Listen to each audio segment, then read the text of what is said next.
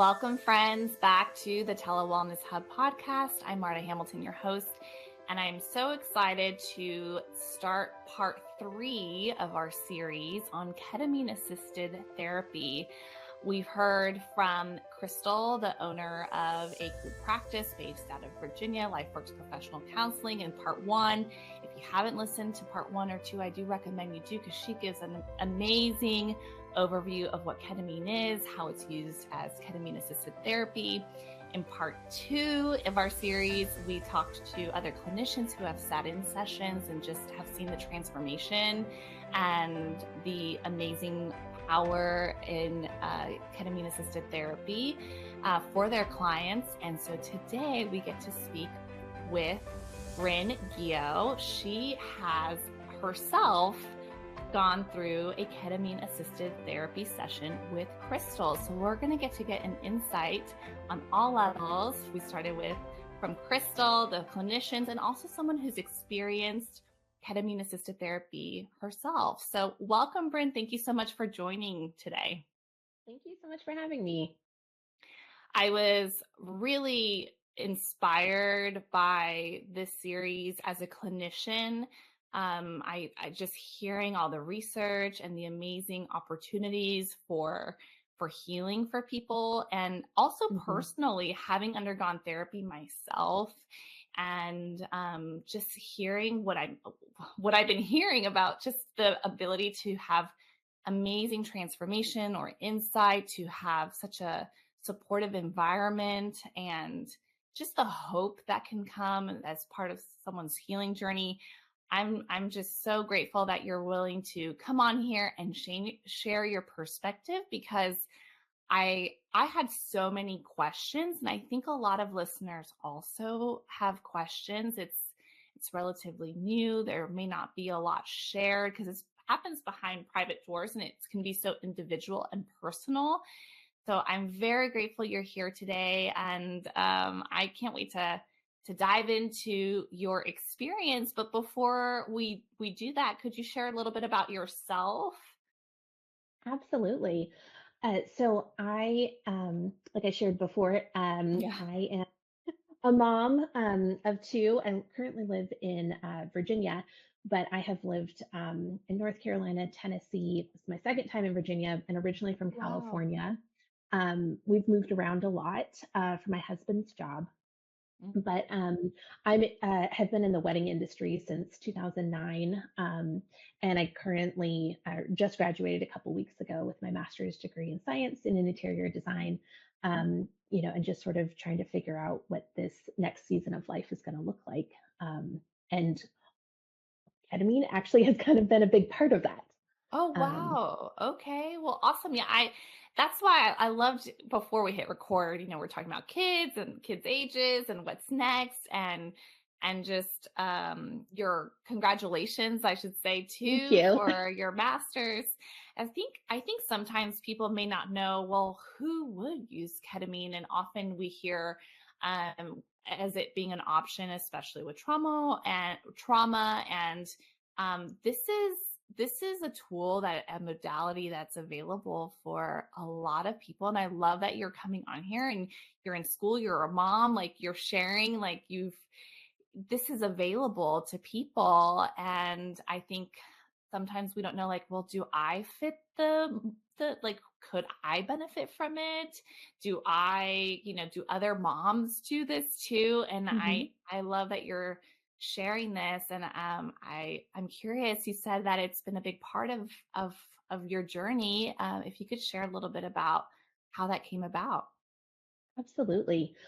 So graduate school, it opens up so many different levels yourself that you did not know. You thought you had healed. There's new layers, new triggers, new wounds.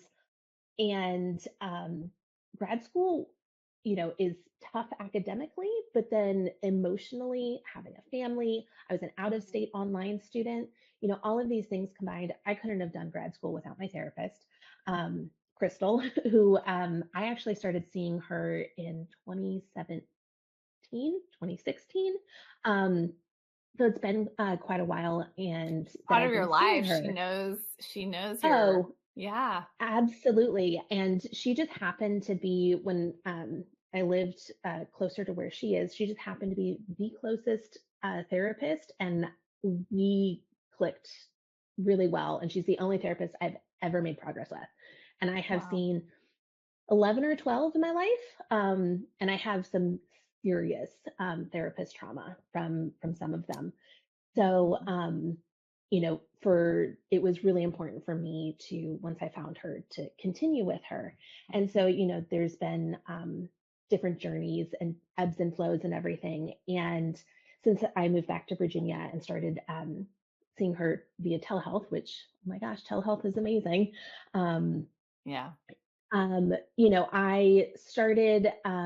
was having postpartum depression after my second. And I went back onto an SSRI, and I also had trauma surrounding SSRIs as a child. And so I've always been very apprehensive when I have had to go back on it. And this time I was like, you know what? If I have to be on this for life, then I have to be on this for life. If this is what is going to help, set my baseline, then that's just where I need to be.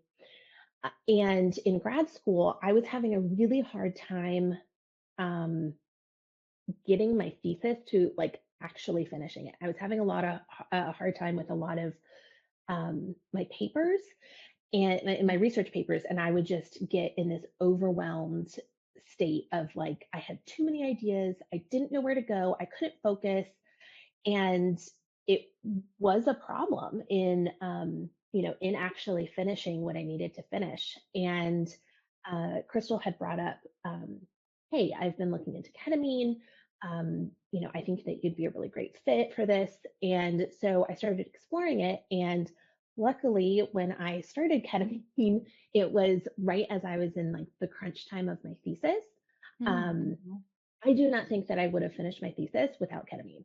Wow. um, I do not know that I could have done the amount of work that I did in my thesis without ketamine. So it was a really big change for me. Um, you know, Personally, my family sees it, friends see it, and it's just a completely different outlook that changed even how I was approaching, my thesis in graduate school. Um, so, yeah. Well, yeah, that sounds major because that's such a big, yes, part of it. Sounds like there was like a block. And so Yeah. often, especially, after you have a child, we're both moms. I know that specifically with postpartum, there can be so many things. It could be overwhelming with it in general, navigating that. Plus, you were in graduate school, plus difficulty kind of with that the tasks. I don't know if there were other things that were maybe you mentioned earlier that grad school can bring up some wounds or things that you thought you had healed. Was that part of what was difficult when it came with the thesis that ketamine helped? I'm curious Yeah. what shifts Yeah. you experienced. So I'm definitely a perfectionist and a detail oriented, like minute details, like down to the minutia. And so sometimes I get stuck in those, and it's because there's so Oh, many of those details, mhm. I can get overwhelmed because I have all the data and all the things. I just don't necessarily can't make that next step because I might forget something or I might do it wrong. Mhm. Um, and so it was really hard in, in like my thesis of like, okay, I just need to put something out. Like, you get to a point where you're like, I just need some data, and I just need a paper to put it together.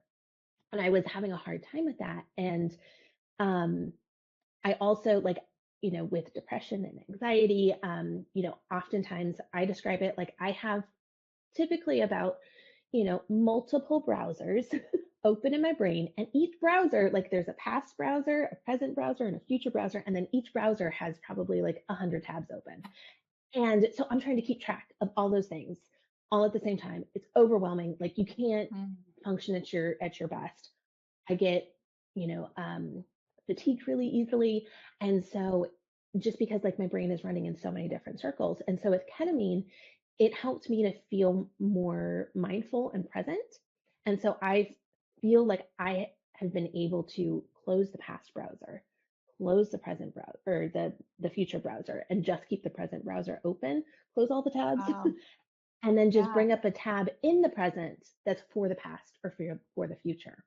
So I'm not stuck in as much in the fight or flight of, the trauma and triggers and things like that. Mm-hmm. Which helps in being able to fully process and be more present, and like Yeah. opening yourself up for that stillness and space, and more of, instead of worrying about what am I going to do after my master's degree, what am I going to do after I finish this thesis, and just I am. Yeah, that's an incredible metaphor. I could definitely, yeah, it painted a picture. I'm a visual person. Maybe that's also for me, but I Yes. could imagine that how overwhelming that would be and how wonderful to close the tabs, to focus on the present. I mean, that would be, Hmm. yeah, incredible. When it came to the deciding to go ahead and schedule this session, I mean, how did it go about? It sounds like she mentioned that you might be a good candidate for this. Were there any concerns? Were there any uncertainties? Were you Googling things? Can you talk us through just kind of your experience from like initial thought? Because some people might be listening and say, maybe this is something that I could be a candidate for. And there may be some stuff in between. And just to kind of normalize it, but also share that, you're not alone in this kind of from thought process and maybe therapy trauma from other therapists too. I think, Hmm. unfortunately, as a therapist myself, I know how difficult that is, that exists. But the fact that you found someone you clicked with, you're making progress, they mentioned this, maybe you're a candidate from there to actually doing it. Could you share a little bit about that kind of journey? Definitely. So Crystal mentioned it, and she, was able to send me over a bunch of, research that she has She's for, incredible. She oh really my is. gosh, Yeah. I love her so much. Yeah. So like she had, there were links, there were videos, Wow. and so, yeah, so like it was like, academic research, it was, Hmm.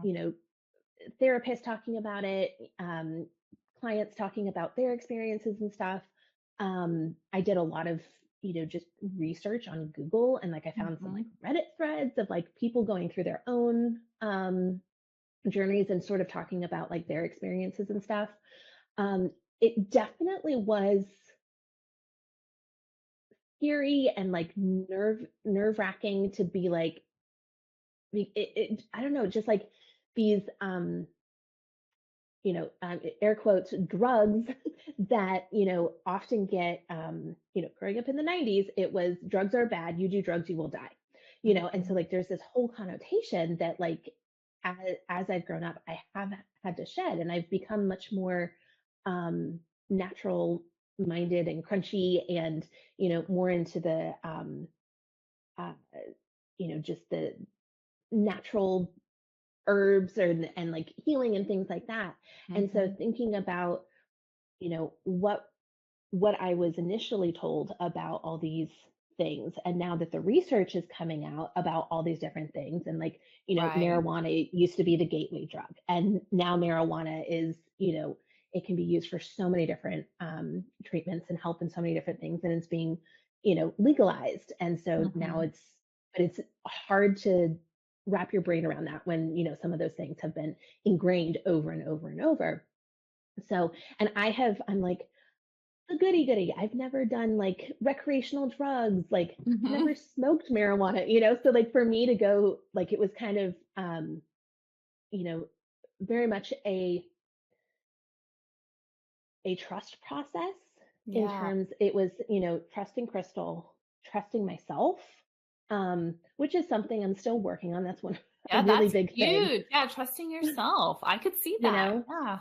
that like, this experience could be, and there's always that hope of, this could be the one.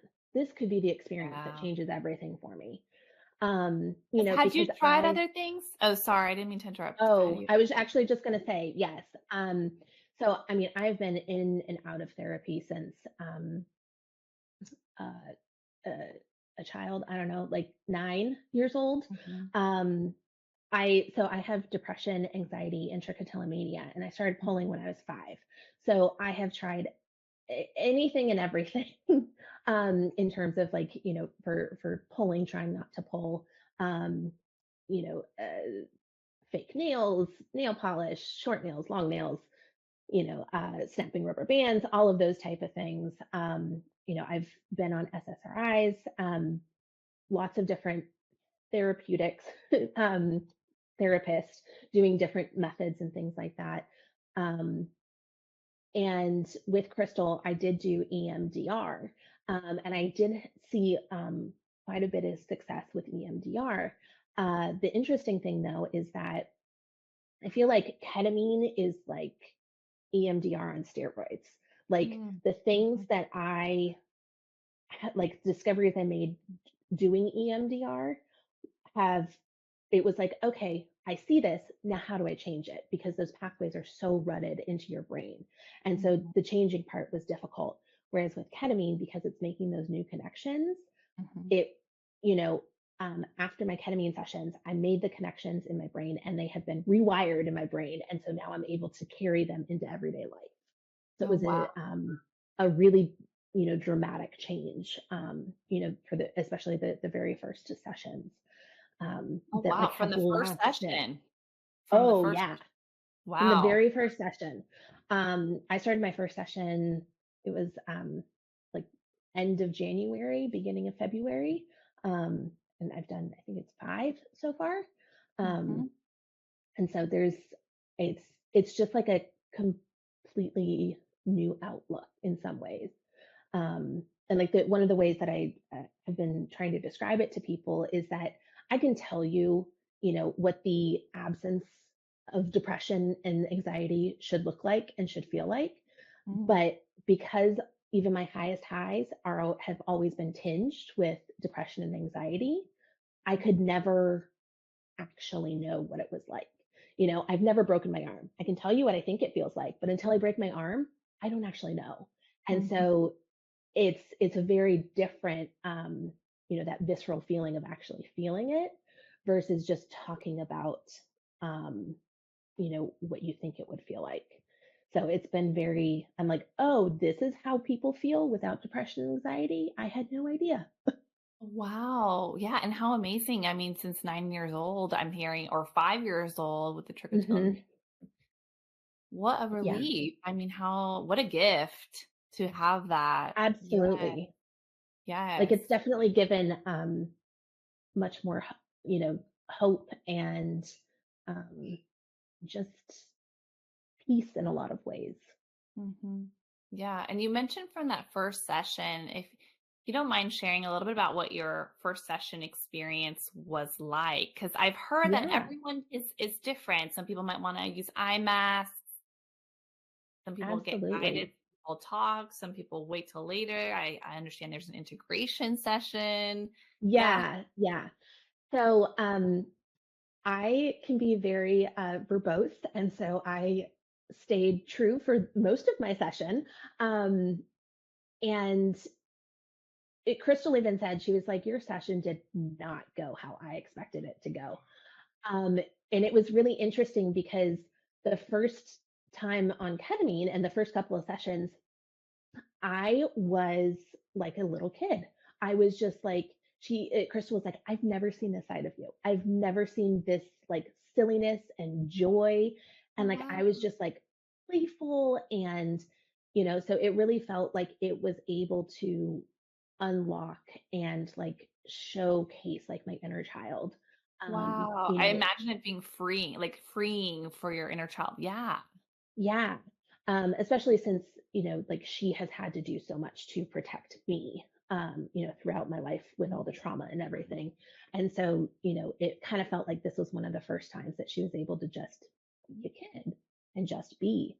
Wow. Um, so I was, talkative and silly and, just spirited.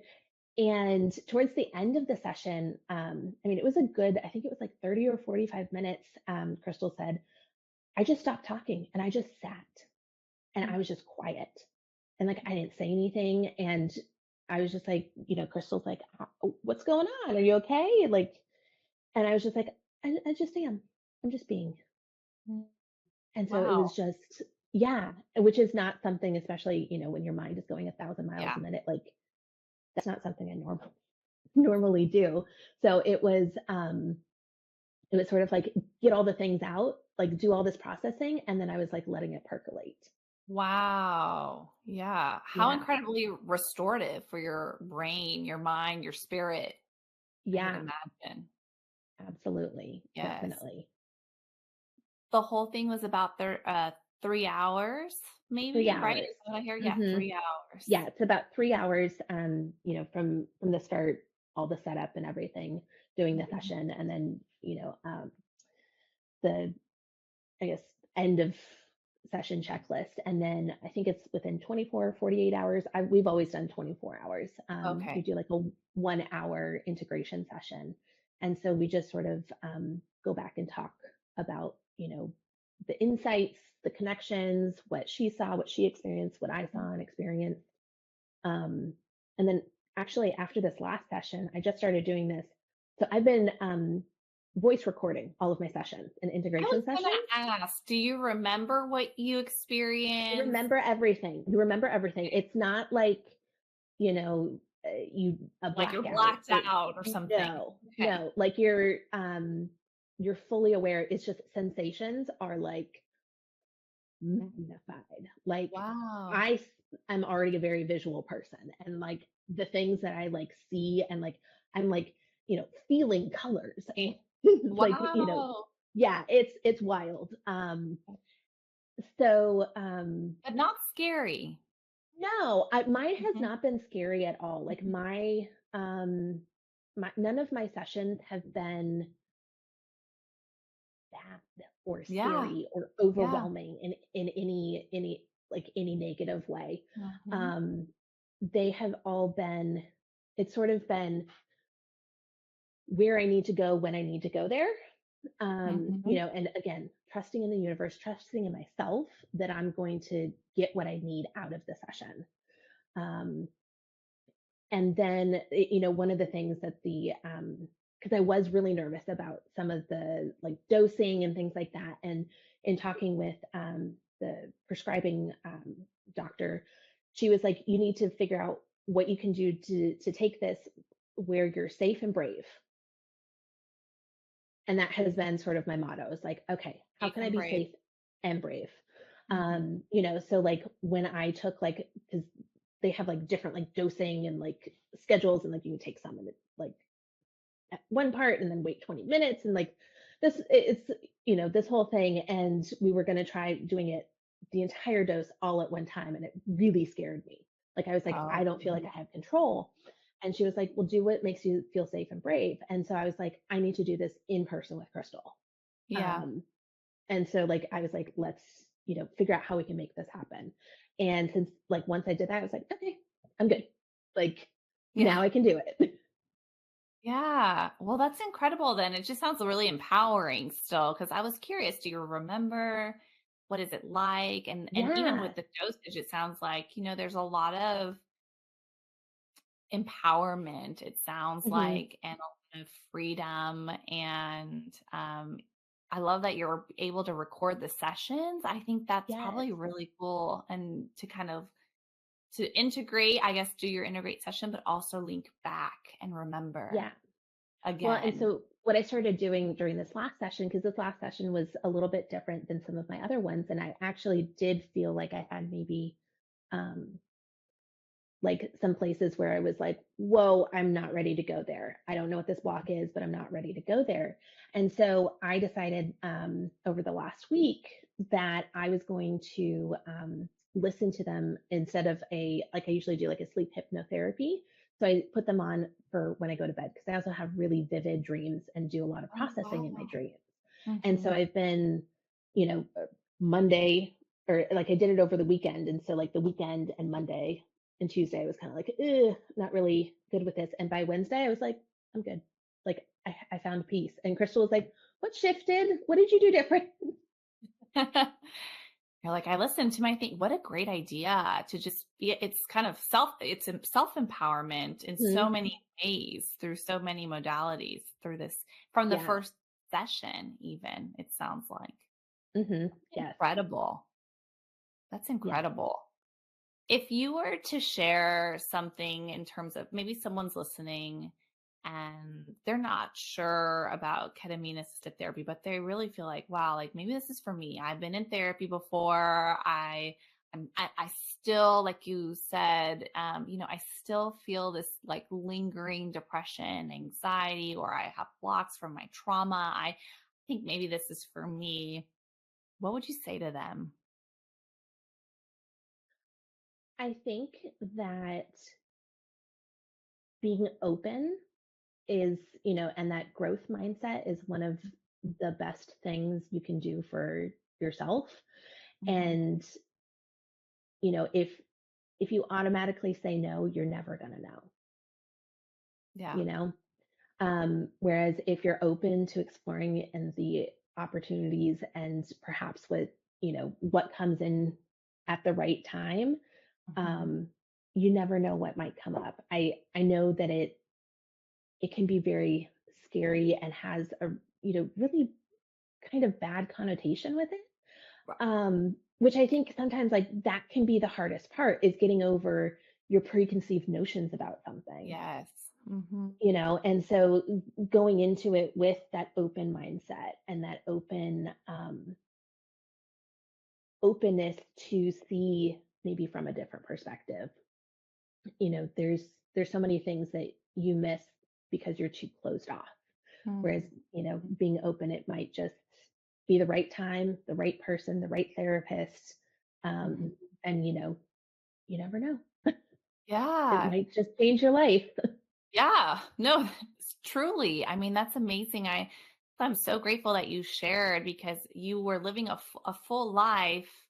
And it sounds like you were able to, like you said, you were open and it was the right Mhm. therapist, the right time, and it has changed your life and in an amazing way. So I'm so grateful that you've been willing to share and the details of it, of what you experienced and what you thought before going into it and just kind of an insight for those who Absolutely. are considering it because your conversation might just change someone's life or be the first kind of butterfly Mhm. effect for them to start on their own journey to change their life. So I'm so grateful for you being a part of other people's journey in that way. If I know that you have your interior design work that you're doing, I would encourage maybe listeners if they want to follow you, if that's okay. We talked about that. How can people um, see what you share because you shared before we recorded that you do share about this journey on social media.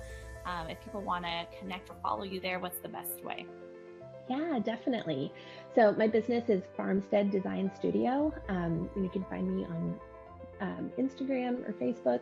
And yeah, I have shared quite a bit of my healing journey and excited to share, this podcast when it comes out, Yes. um, and everything as well.